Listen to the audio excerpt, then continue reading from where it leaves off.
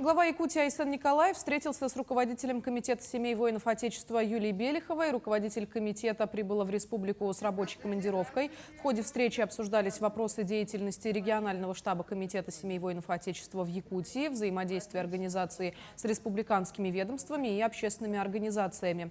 Юлия Белихова отметила большой вклад Якутии в поддержку участников СВО и членов их семей, подчеркнув работу региона на опережение. Отмечу, что руководителем комитета в Якутии является Марина Бахилина. Как и Юлия Белихова, она многодетная мать, двое ее сыновей принимают участие в специальной военной операции. Спасибо вам большое.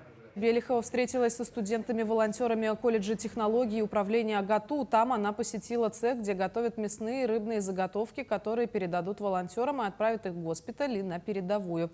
Будущие технологи общественного питания уже в течение 2 лет на постоянной основе готовят полуфабрикаты из сырья, которое поступает из улусов республики. Что сегодня студенты готовят мясные блюда для участников, находящихся в госпиталях города Москвы, Санкт-Петербурга.